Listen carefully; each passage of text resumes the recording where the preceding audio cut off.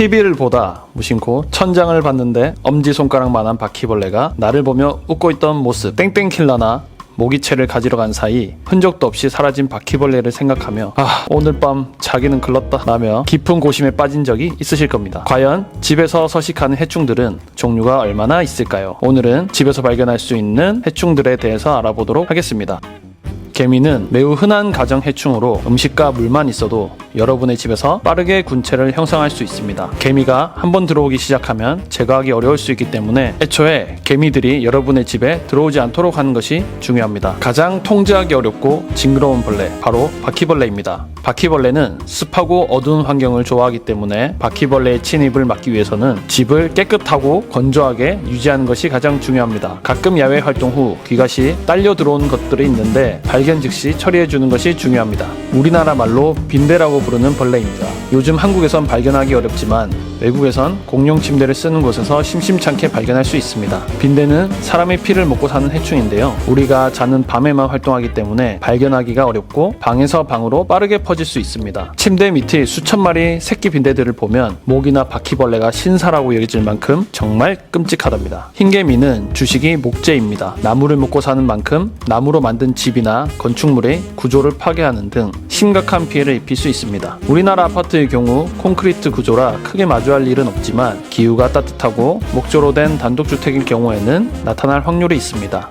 일반적으로 거미는 인간에게 위험하진 않지만 만약 집에서 마주치게 된다면 굉장히 소름 끼치는 광경이 될 수 있습니다. 거미들이 여러분의 집에서 거미줄을 치는 것을 막으려면 여러분의 생활 공간을 깨끗하게 유지하고 거미들이 가장 좋아하는 음식인 다른 곤충들을 확실히 제거해 주시는 것이 좋습니다. 쥐는 사람이 먹을 수 있는 것이라면 대부분 먹을 수 있으며 생활권이 사람의 생활권과 거의 비슷하고 질병을 전파하여 피해를 줄 수 있는 해충입니다. 사람이 있는 곳에는 음식이 있고 거주할 곳이 있기 때문에 쥐로 인한 감염을 예방하려면 집을 깨끗이 유지하는 것이 중요합니다. 벼룩은 인간을 포함한 온혈 동물의 피를 먹고 사는 작은 곤충입니다. 종종 애완동물에 붙어서 집으로 들어오기도 하는데 온도에 민감하여 실온 기준 15도 이상에서만 활동이 가능하고 겨울에는 실내 온도를 15도 이하에서 2주 이상 유지하면 자연 박멸이 가능합니다. 지네와 노래기는 축축한 지하실이나 습기가 많은 곳에서 발견되는 길쭉한 곤충입니다. 인간에게 그리 해롭지는 않으나 여러분의 집에서는 성가신 존재가 될 수 있습니다. 노린재는 위협을 느낄 때 악취를 내뿜는 일종의 방패벌레입니다. 손으로 만졌을 때 노린내 같은 악취를 풍기고